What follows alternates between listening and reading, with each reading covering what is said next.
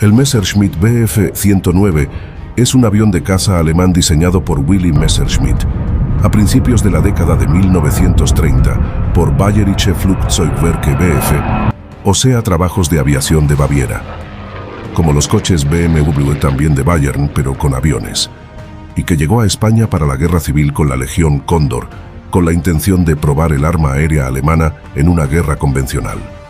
Era una prueba de fuego que lo cumplió de forma sobresaliente.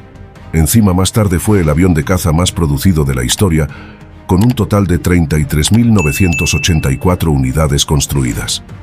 Impresionante. ¿Qué hace que un avión se convierta en leyenda?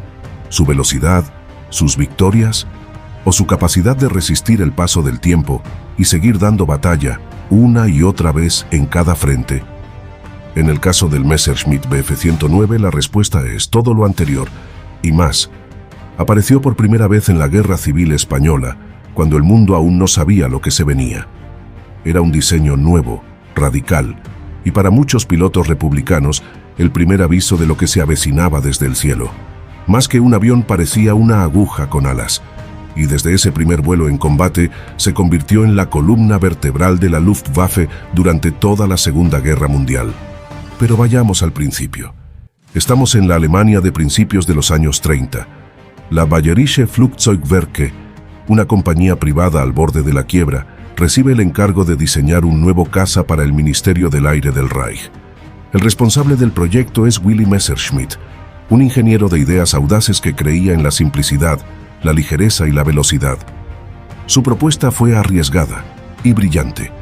Inspirado en su deportivo cuatriplaza Bf-108, el nuevo diseño contaba con un fuselaje monocasco de metal, tren de aterrizaje retráctil, cabina cerrada, ala baja trapezoidal, slats automáticos en el borde de ataque y un perfil aerodinámico de avanzada.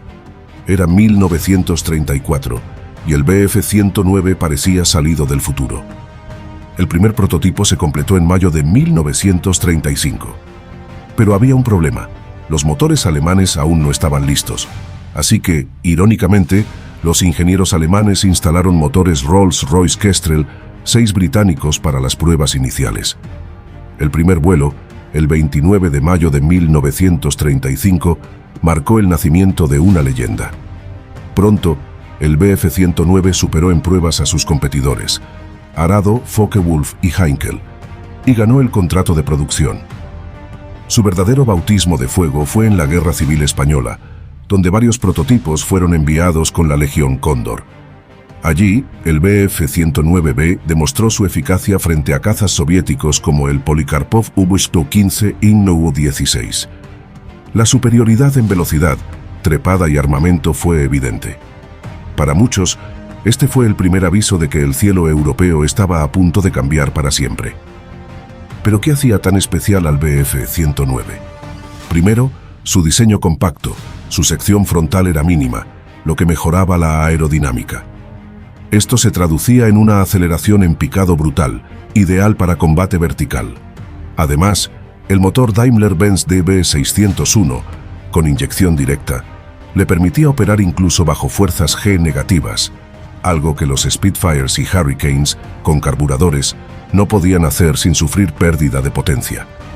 Con un peso máximo de despegue de 3.400 kilogramos, un alcance de 850 kilómetros y una velocidad punta de 640 kilómetros por hora, el Bf-109 era un caza formidable.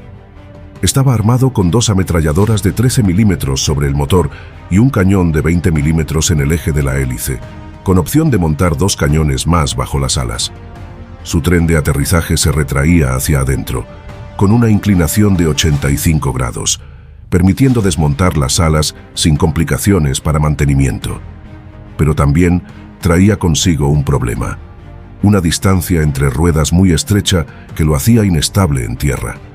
Un detalle que causaría más de un accidente durante despegues y aterrizajes, especialmente entre pilotos novatos. De hecho, se calcula que el 10% de todos los Bf-109 construidos se perdieron por accidentes en pista, no por acción enemiga. Aún así, era el avión favorito de los mejores ases alemanes. ¿La razón? Era simple, resistente, fácil de reparar y, sobre todo, letal en manos expertas. Messerschmitt priorizaba un diseño sin florituras, alas delgadas, armamento centrado en el fuselaje, mantenimiento accesible. Todo tenía un propósito.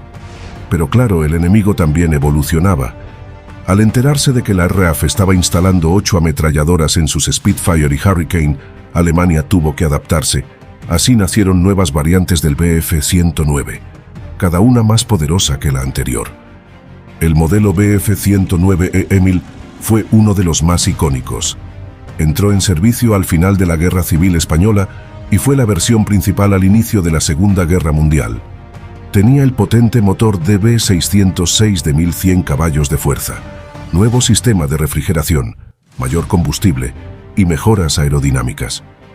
Durante la invasión de Polonia y Francia, el Emil fue prácticamente imparable. Pero cuando llegó la batalla de Inglaterra, la historia cambió. El Bf-109 tuvo que asumir un rol para el que no fue diseñado: caza escolta de largo alcance para bombarderos. Su autonomía limitada lo forzaba a regresar antes de completar la misión, dejando a los Heinkel y Dornier expuestos. Aunque podía enfrentarse en igualdad de condiciones a los Spitfires, en número y logística estaba en desventaja. Aún así, en manos de pilotos como Adolf Galland o Werner Mölders, el 109 seguía siendo temible. Su desempeño como cazabombardero, avión de reconocimiento y interceptor lo convirtió en un comodín aéreo para Alemania. En 1941 llegó el Bf-109F Friedrich, considerado por muchos como el modelo mejor balanceado. Voló sobre los cielos de Yugoslavia, Creta y la Unión Soviética durante la Operación Barbarroja.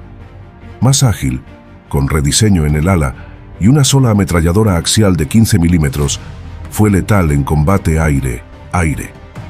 Pero cuando los aliados comenzaron a dominar el cielo occidental, hizo falta aún más potencia. Así nació el Bf-109G Gustav, el más producido de todos, con más de 12.000 unidades fabricadas. Con motor DB605 de 1.475 caballos de fuerza, cabina presurizada y sistemas de sobrealimentación con óxido nitroso, alcanzaba velocidades cercanas a los 700 km por hora.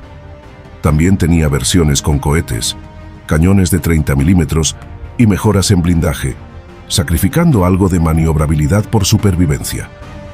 El modelo final fue el Bf-109K Kurfürst, un intento de unificar variantes.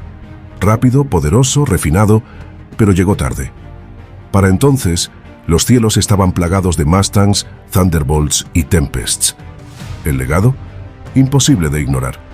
Con 33.984 unidades fabricadas, el Bf-109 es el caza más producido de la historia, y también el más letal. Más de 105 pilotos alemanes derribaron 100 o más aviones enemigos, cada uno volando el 109. Entre ellos, Erich Hartmann, con 352 victorias confirmadas, el as más exitoso de todos los tiempos. Ningún otro avión ha acumulado tantas bajas aéreas en combate. Y aún después de la guerra, el 109 siguió volando. Fue fabricado bajo licencia en Checoslovaquia como el Avia S-199 y en España como el Hispano Aviación A1112 Buchón, propulsado por motores Merlin británicos, sí, los mismos del Spitfire, lo que les daba una estética tan rara que Hollywood los usó como aviones enemigos genéricos en varias películas. Hoy, el Messerschmitt Bf-109 no solo es historia, es leyenda. Es una máquina que encarna la evolución total de la guerra aérea en la primera mitad del siglo XX.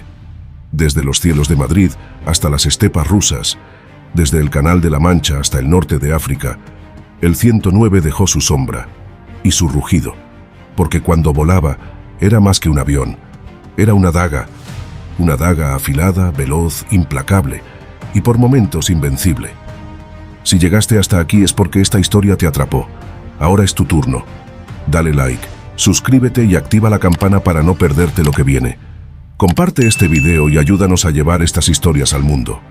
Esto es solo el comienzo. Lo mejor está por venir. Hasta el próximo video.